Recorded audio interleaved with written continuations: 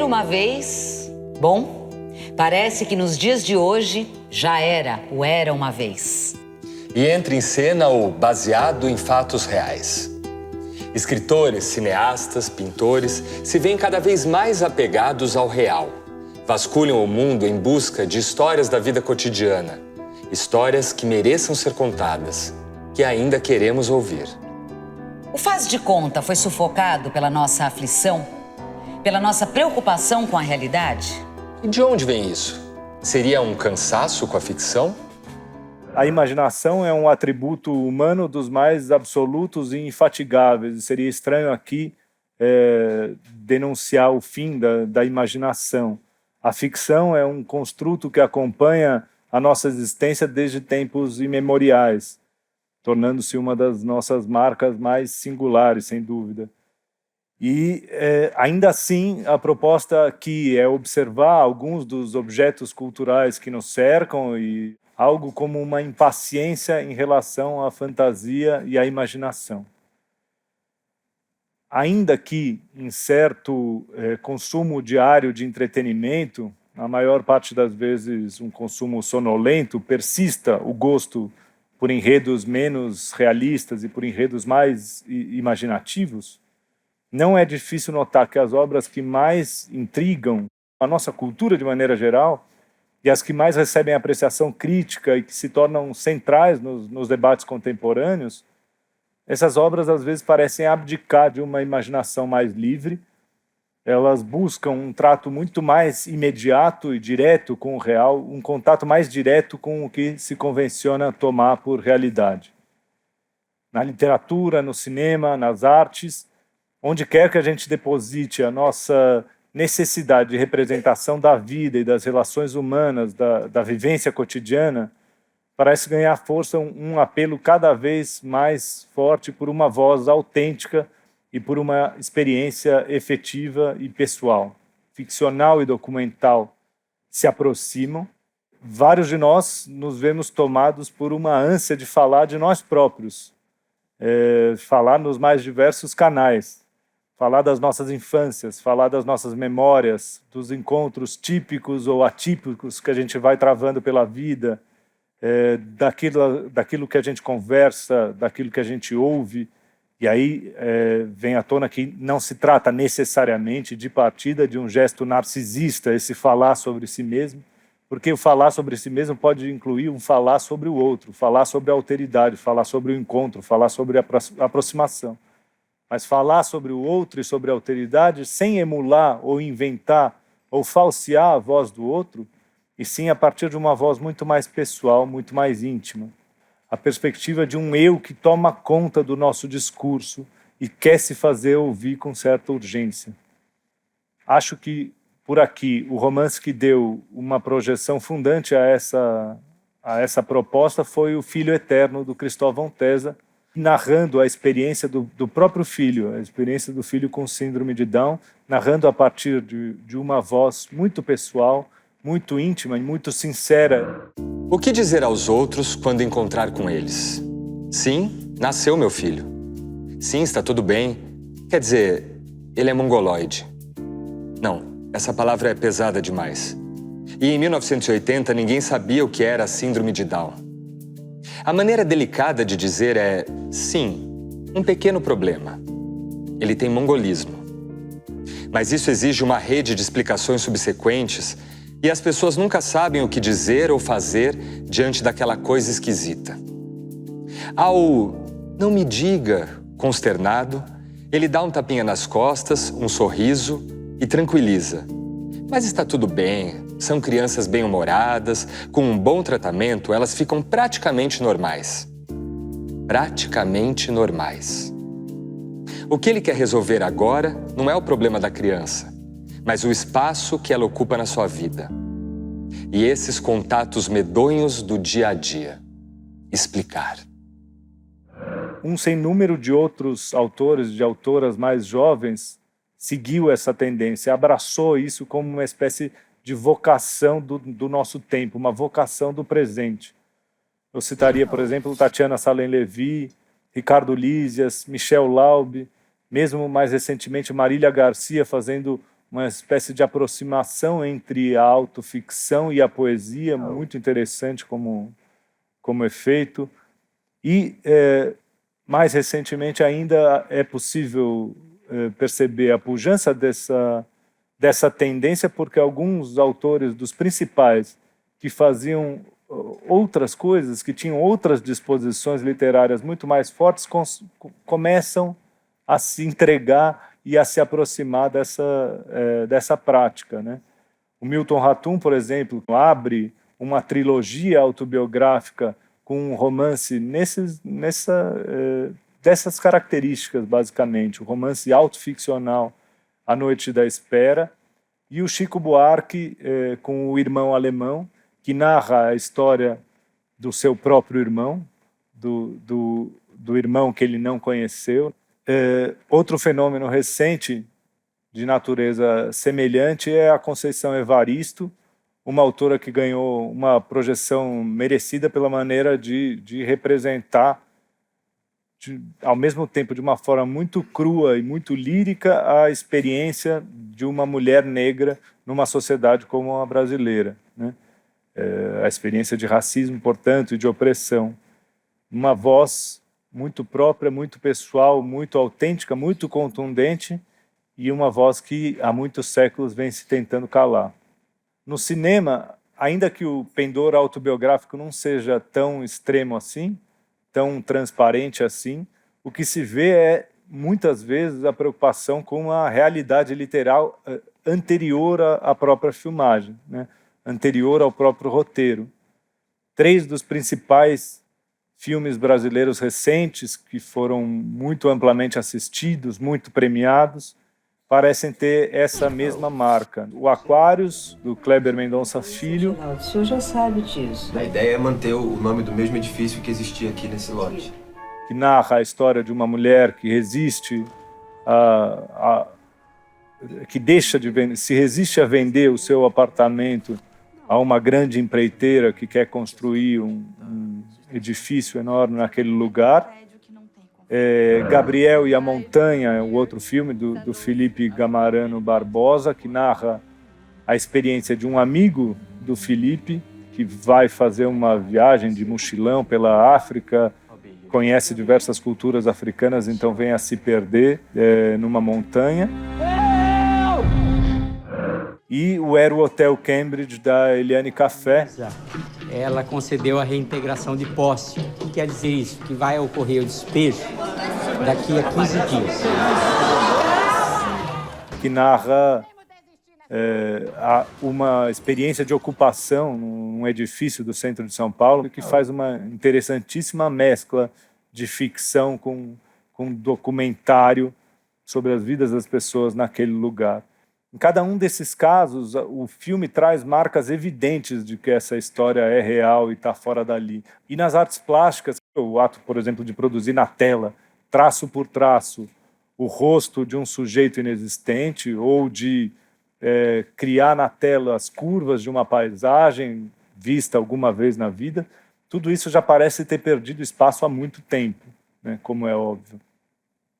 Não é exagerado dizer que num processo vertiginoso e radical, a pintura chegou a se desficcionalizar quase que por completo, a ponto de o quadrado branco coberto de tinta que a gente vê num museu representar muitas vezes simplesmente aquilo, unicamente aquilo, um quadrado branco num museu.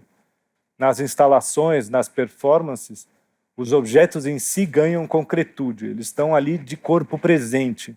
São mais reais que a representação pictórica ou escultórica que era tão comum em outros tempos e que continua existindo, evidentemente. Não dá para deixar de pensar na performance La Bête, do artista Wagner Schwartz. Em La Bête, o animal, a cada apresentação, o público cria uma história coletiva diferente e interage com o corpo nu do artista Wagner Schwartz como se ele mesmo fosse uma das figuras geométricas, cheias de dobradiças, criadas pela artista plástica Lygia Clark. A performance vem sendo apresentada desde 2005, mas em 2017, Uma imagem da apresentação no Museu de Arte Moderna de São Paulo, com uma criança presente, espalhou-se na internet e levou obra e artista para o centro de uma polêmica, que acusava o museu de incentivar a pedofilia com a performance. A polêmica absurda e desnecessária, claro, mas que deve se dever à compreensão de que não há nenhum corpo fictício ali, né? O fato de haver ali o corpo nu de um homem, e só assim os espectadores conseguiram conceber o corpo nu do próprio artista tocado por uma criança, sem ficção alguma que desfizesse o mal-entendido, né? Daí toda a grita disparatada que se criou em torno dessa performance. Por que os escritores e os artistas estão produzindo assim nesse momento? Para que tanto apego à realidade das suas próprias vidas ou das vidas alheias, mas que lhes são muito próximas? Para que essa busca tão literal da concretude do mundo, né? Por que não conceber mais pessoas invisíveis, inaugurar mundos para essas pessoas, criar como se criava mais livremente em outro tempo, né? Parece que ao mesmo tempo que existe um fascínio pelo real, o fascínio que se expressa nessas obras, existe também uma recusa da fantasia, uma ojeriza pela ficção. Criar um ser fictício, inventar para esse ser feições imprevistas, dar a esse ser um nome, cada uma dessas medidas parece ter se tornado para muitos artistas e muitos escritores um gesto impossível. Outros, eles antes podiam. Aqui eu estou citando o conto do escritor argentino Juan José Saer, um dos contos mais radicais já escritos, em que a narrativa se deixa interromper constantemente por uma vírgula e por uma série de outros percalços, e que deixa transparecer muito evidentemente esse sentimento. Outros, eles antes podiam, e agora disso se depreende. Estes, nós, agora não podemos mais, né? Foi possível algo que não é mais possível hoje. Algo se rompeu nas possibilidades da literatura, nas possibilidades da arte. No próximo bloco, as ficções tinham que ser o mais realistas que conseguissem, e a vida não é realista, a vida não responde a esse regime.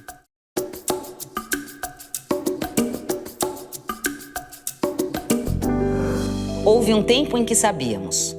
Costumávamos acreditar que quando um texto dizia havia um copo d'água sobre a mesa, havia de fato uma mesa com um copo d'água sobre ela. E bastava olharmos para o espelho-palavra do texto para vê-los. Mas isso tudo terminou. O espelho-palavra se quebrou, irreparavelmente ao que parece. As palavras na página não mais se levantarão, nem serão levadas em conta, cada uma proclamando significo o que significo. Isso foi escrito no contexto de uma ficção.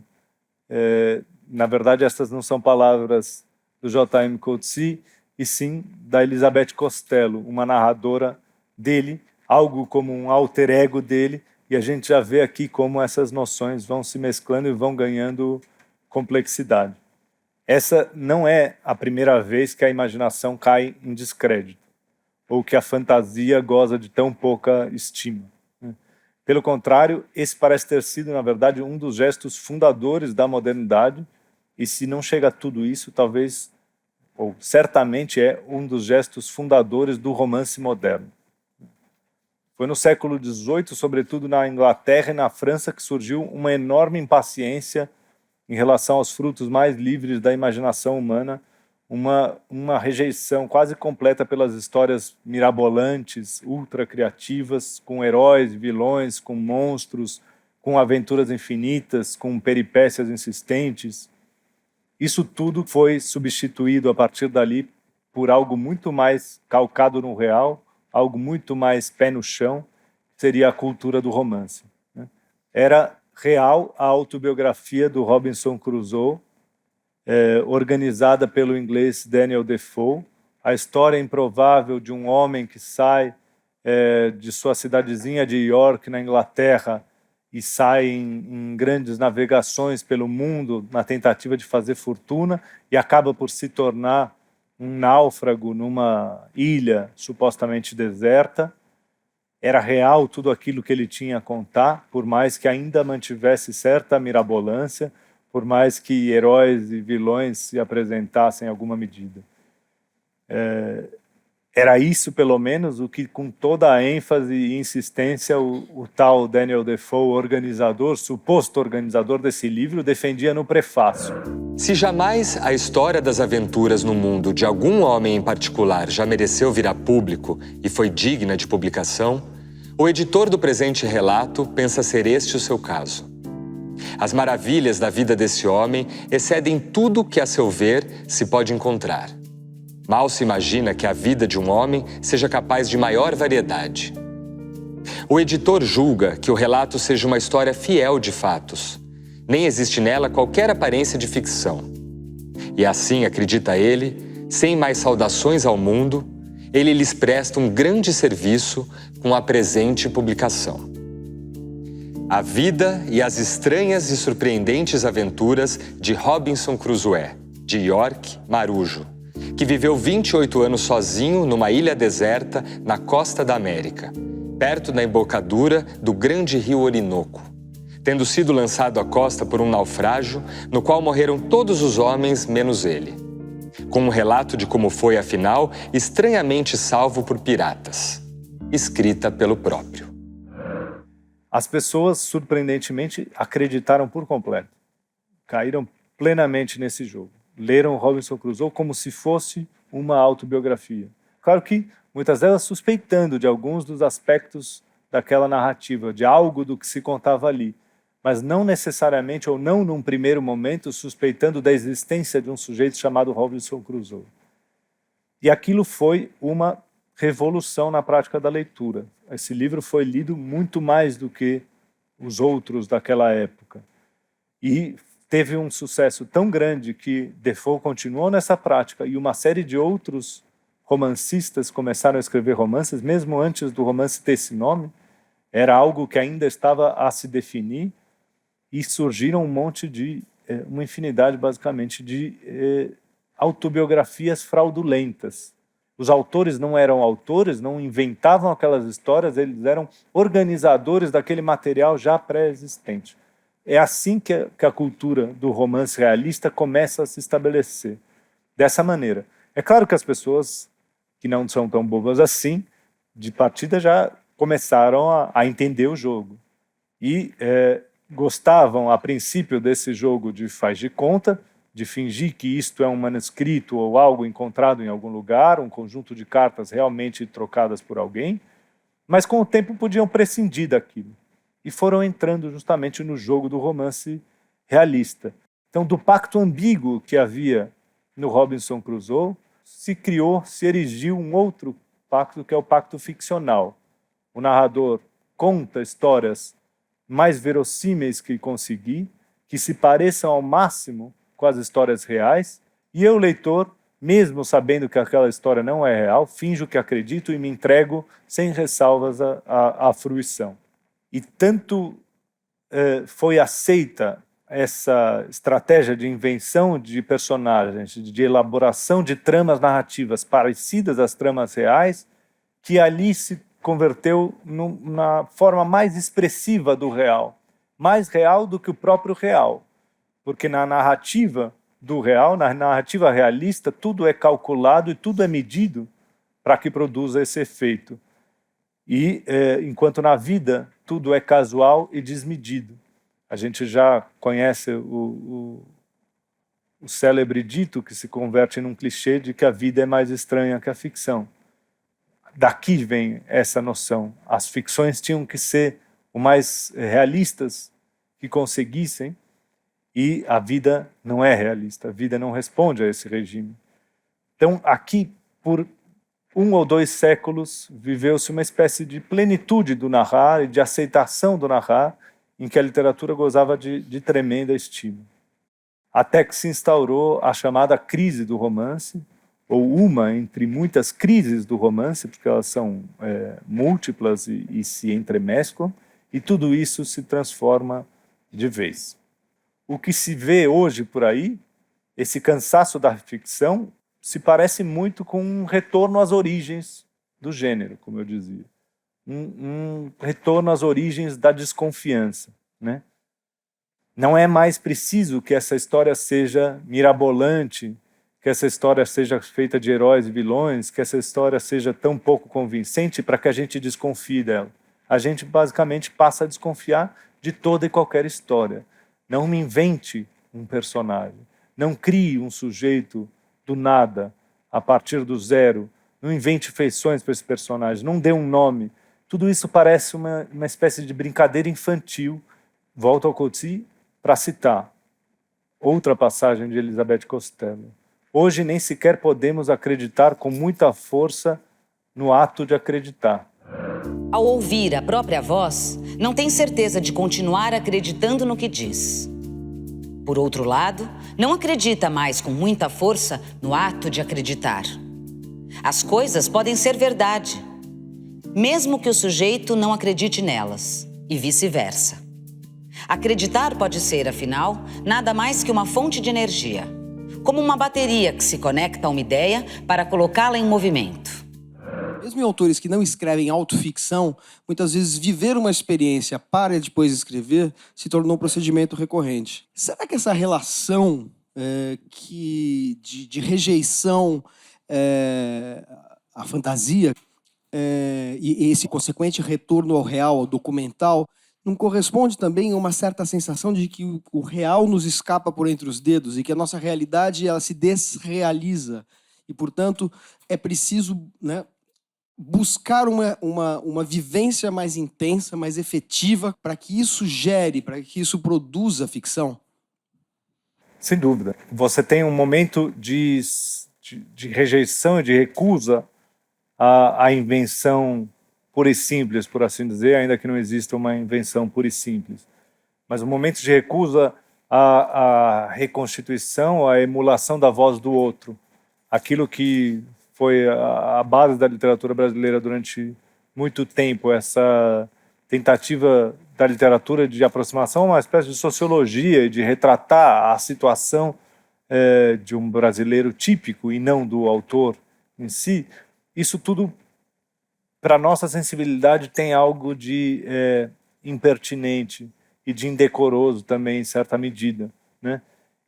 Inventar a voz do outro em vez de dar a voz ao outro, em vez de deixar que o outro fale e ouvir o outro a falar.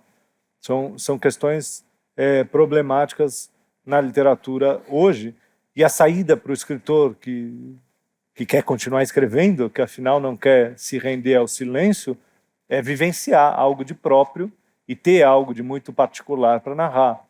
É buscar, na sua própria intimidade, alguma história que vale a pena.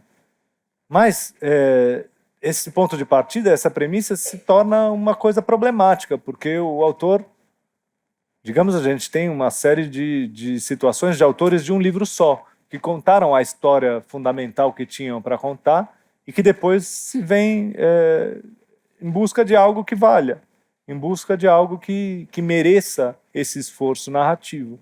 E se jogam no mundo à procura dessa experiência que mereça ser contada. Ou então você vê autores que vasculham indo atrás das suas histórias pessoais. Então, onde estavam meus pais durante a ditadura? O que eu tenho para contar sobre essa história? E uma tentativa que se torna em algum aspecto desesperada e disparatada, de achar o que haja de literário na minha própria experiência, mesmo que autenticamente nada disso se apresente. Eu acho natural, razoável, inevitável que os escritores façam esse gesto. Se você retira um dos recursos constantes da literatura, que é o apelo à imaginação e à invenção da voz do outro, é preciso encontrar outras maneiras de seguir escrevendo. Escrever é um imperativo para muita gente e isso não se desfaz de nenhum jeito. Acho que é preciso encontrar maneiras autênticas de buscar histórias, maneiras que respondam efetivamente a uma necessidade própria, maneiras que não sejam simples a simples construção de simulacros deste romance autobiográfico. Ainda que eu não tenha nada a dizer, eu vou atrás de uma história que me traga esse algo. No próximo bloco. Romance e testemunho de mundo se fundem, se confundem. Você tem a um só tempo a ficção e a não ficção entremesclados.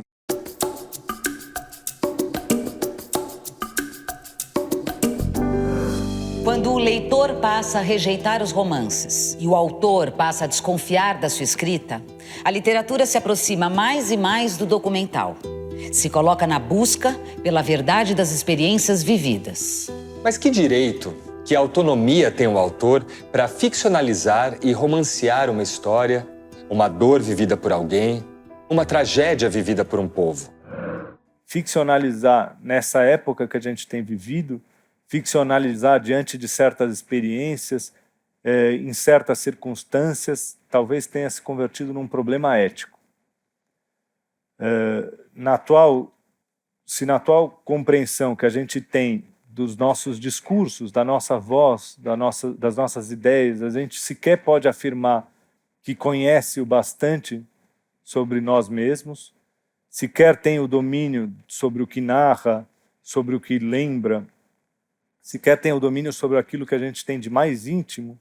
Como criar ficcionalmente a experiência do outro, do desconhecido, né?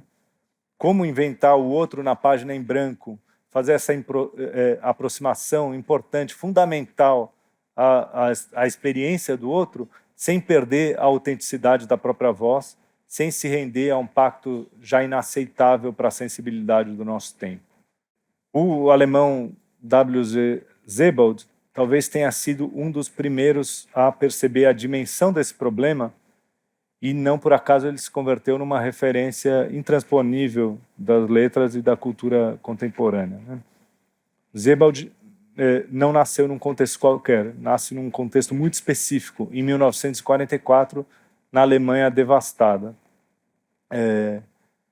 O silêncio naquele tempo parecia ocupar toda a existência do Sebald, que conta ter vivido durante a infância uma sensação constante de que algo lhe era escondido, de que alguma questão fundamental do passado não era trazida à tona. E ele procurava na família, conversando com as pessoas, na escola, nas bibliotecas da cidade, nos livros, ele procurava esse segredo há muito acobertado e não o encontrava, né? Com os escritores alemães, ele logo percebeu que não poderia contar.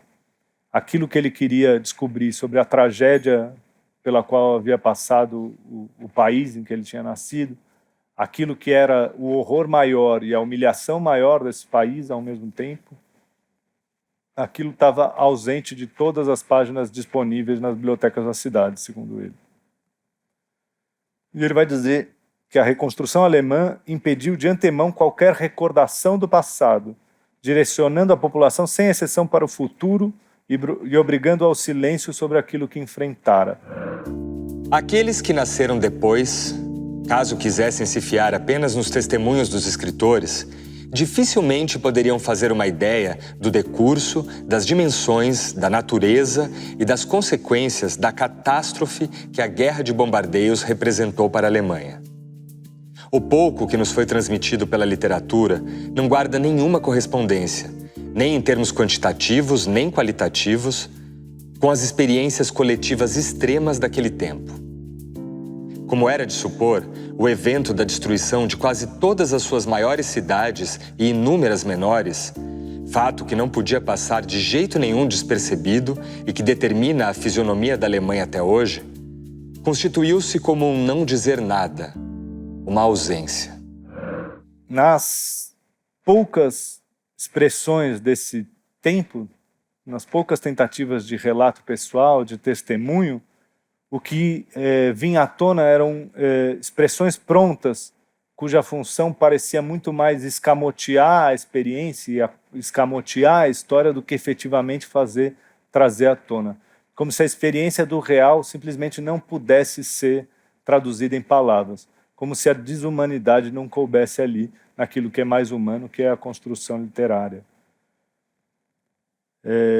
A essa tendência, houve quem quisesse chamar de o irrepresentável, né?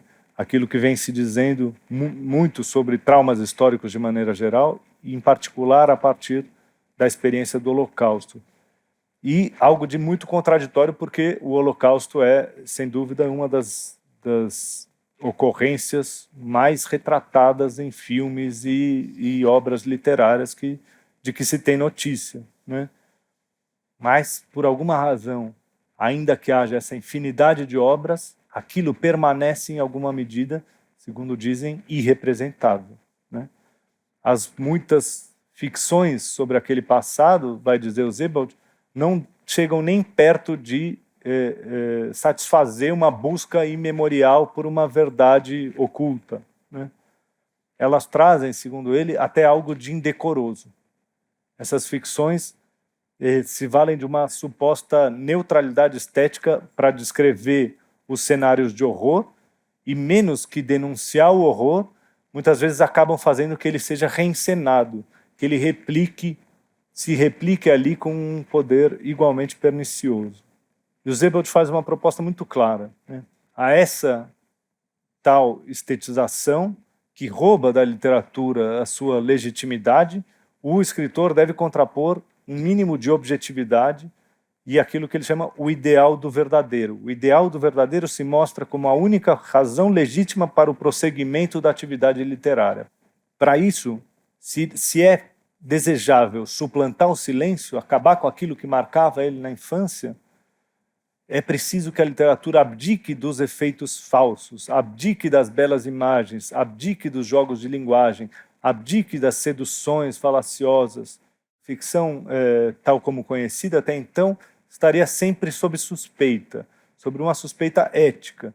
Contra as mentiras da ficção, só uma literatura que queira se salvar só pode tentar buscar um estilo documental, uma aproximação a outras formas de registro, né?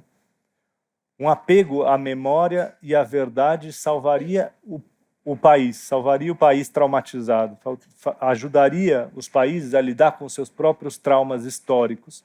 E, da mesma maneira, esse apego à memória e à verdade ajudaria o romance a lidar com seu próprio trauma. A arte lidaria com o trauma da sua própria crise dessa maneira, com um apego à memória e à verdade, né?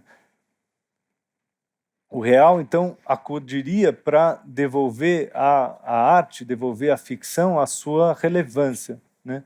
Mas não um real qualquer, não aquele mesmo real que tentava emular a vida tal como ela é nas obras literárias. Um real acessado de maneira muito mais direta, convocado a participar da ficção, convocado a ser um dos elementos internos, indissolúveis, ali dentro da obra, né? Então, romance e testemunho de mundo se fundem, se confundem. Você tem a um só tempo a ficção e a não ficção entremescladas. O romance se converte num gênero híbrido. Ele se aproxima do ensaio, da reportagem, da autobiografia, da historiografia, do discurso político. Nos romances do próprio Sebald vai se ver esse gesto tão frequente na narrativa contemporânea, que é a aparição do próprio autor, a aparição do próprio Sebald vagando pelas ruas, vagando pelos pensamentos, e a própria narrativa parece vaguear dentro desses limites incertos, né? Em dois livros principais, Austerlitz e Os Imigrantes, você vê as muitas reverberações da guerra e o trauma persistente que ela deixa nas suas vítimas diversas, nas suas vítimas silenciosas, nas testemunhas distantes que nem com a memória conseguem acessar aquele tempo. Como se não pudesse falar tão diretamente do horror, como se não quisesse de forma alguma representar e reproduzir o horror nas suas páginas, e ao mesmo tempo desconfiando de cada uma das palavras que pode atribuir a essa realidade, suspeitando inclusive da inutilidade de todo esse processo, né? A suspeita de que não somos capazes de aprender nada na desgraça, é o que o Sebald vai dizer.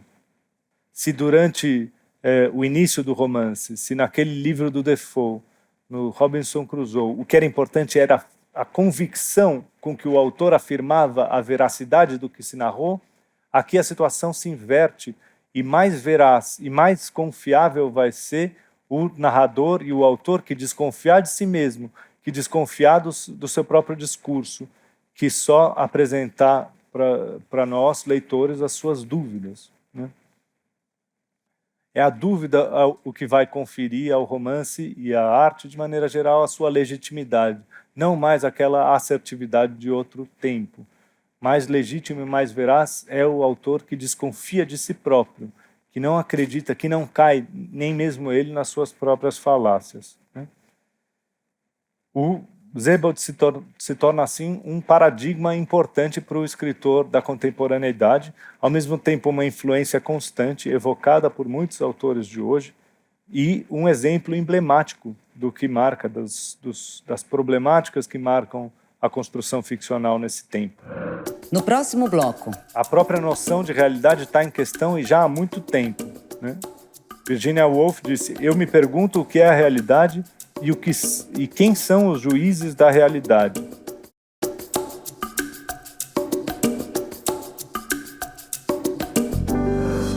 Meu irmão é adotado. Mas não posso e não quero dizer que meu irmão é adotado. Se digo assim, se pronuncio essa frase que por muito tempo cuidei de silenciar, reduzo meu irmão a uma condição categórica, a uma atribuição essencial. Meu irmão é adotado, mas não quero reforçar o estigma que a palavra evoca. O estigma que é a própria palavra convertida em caráter. Não quero aprofundar sua cicatriz e, se não quero, não posso dizer cicatriz. Se digo que meu irmão foi adotado, é como se denunciasse sem desespero que o perdi, que o sequestraram, que eu tinha um irmão até que alguém veio e o levou para longe. A opção que resta é a mais pronunciável entre as possíveis. É a que causa menos inquietação, ou a que melhor a esconde. Meu irmão é filho adotivo. O escritor Julian Fuchs conta da sua experiência de criar uma ficção documental a partir da história da sua família. O passado sendo recordado e, ao mesmo tempo, sendo recriado, numa literatura da pós-memória.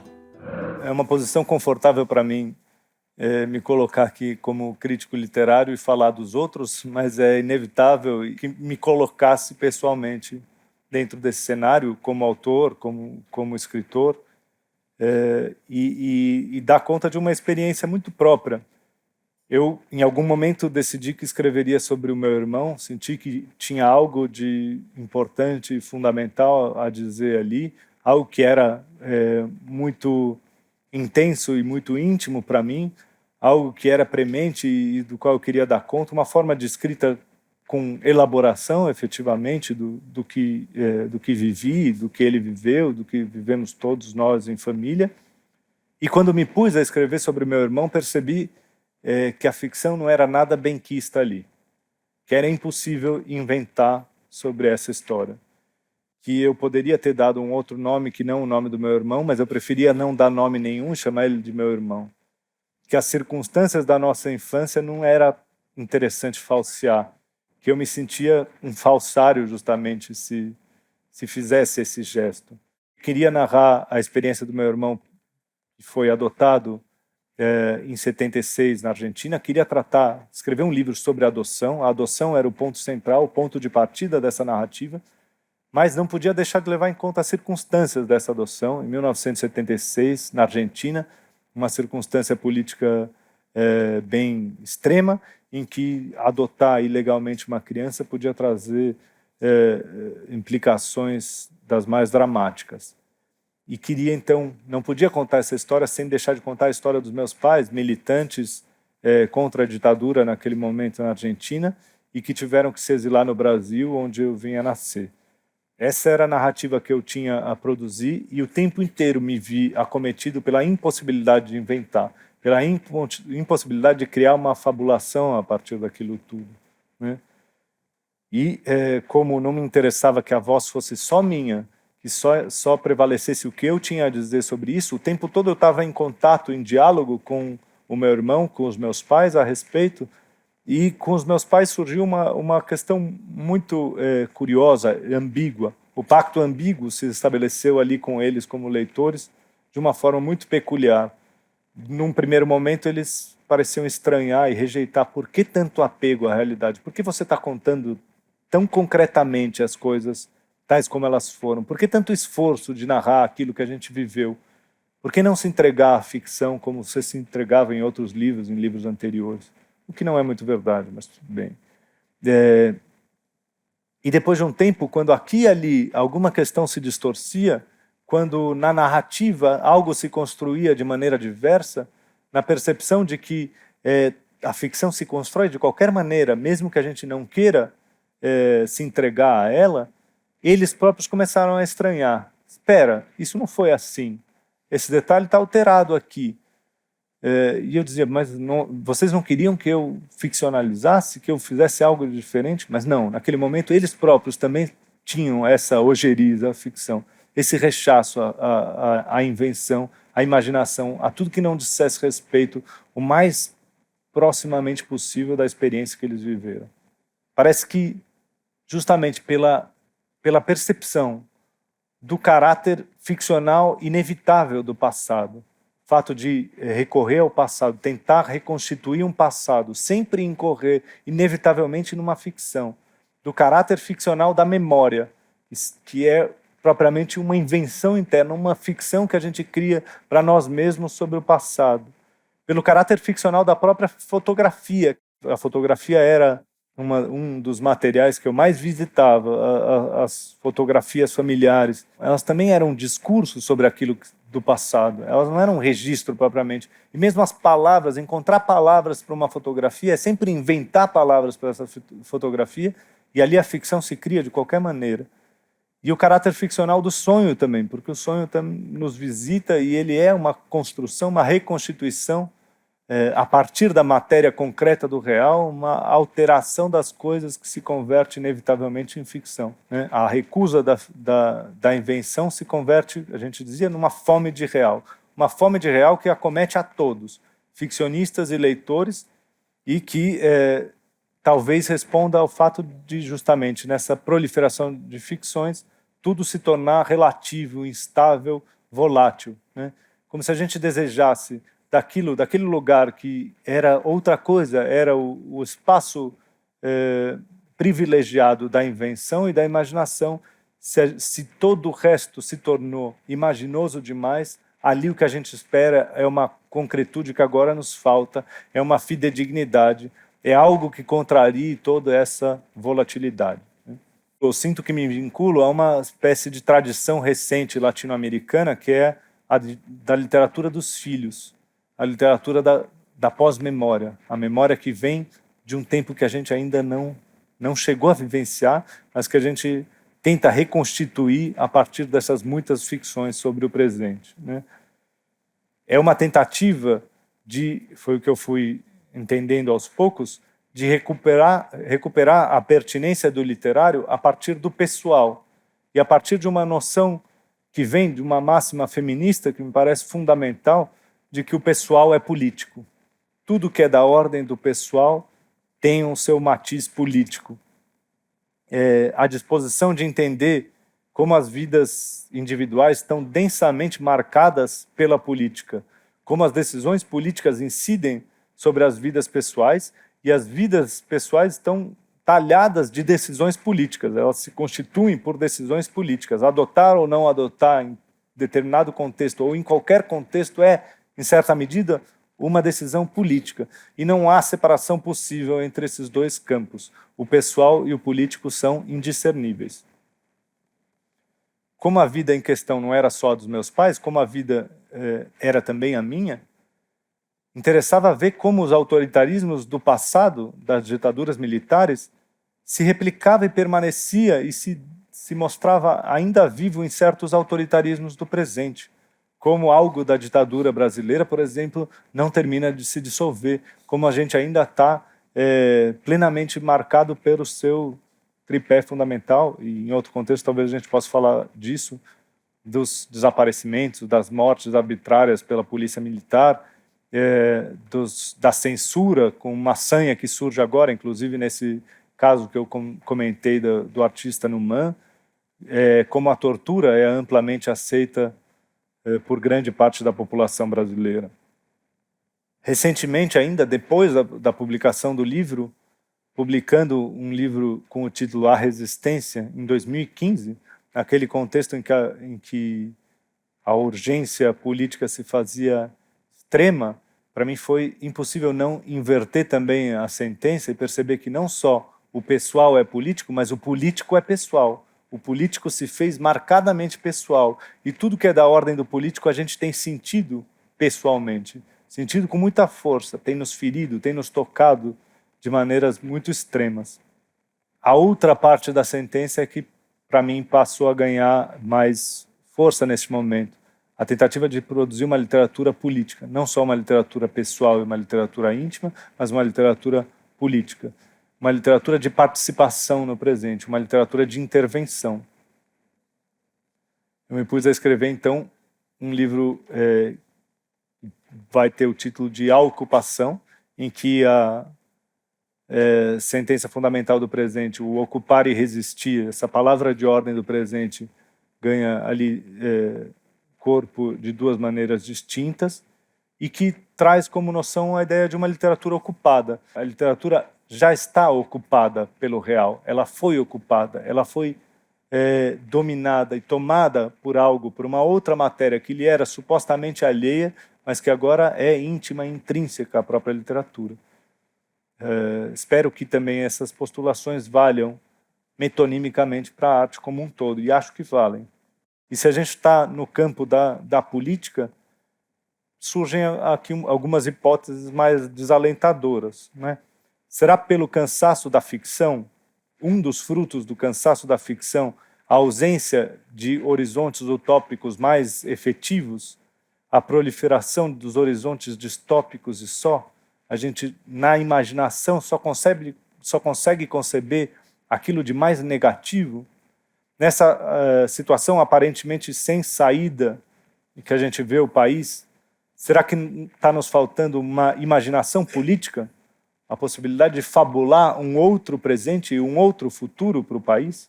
Por que não dar vazão e dar força a essa concepção do inexistente, que tanto espaço teve para a literatura e para as artes durante tanto tempo?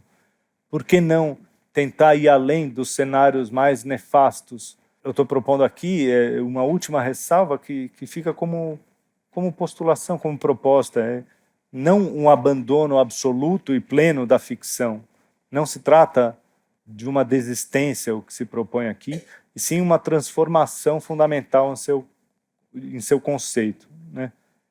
A própria noção de realidade está em questão e já há muito tempo, né? Virginia Woolf disse: eu me pergunto o que é a realidade e quem são os juízes da realidade. O Saer vai dizer: nem o falso nem o verdadeiro são opostos que se excluem, e sim conceitos problemáticos que encaram a própria razão de ser da ficção. O que eu passo a conceber é que, né, nessa ruptura dialética com a ficção, pode estar a linha de frente mais movediça e o lugar onde se podem produzir os romances de vanguarda possíveis do nosso tempo. Mais reflexões no site e Facebook do Instituto CPFL e no canal do Café Filosófico no YouTube. Minha impressão é de que estes livros que a gente tem escrito, esses livros ficcionais feitos a partir do cansaço da ficção, vão ser livros muito estranhos e muito arbitrários, muito absurdos para o leitor do futuro.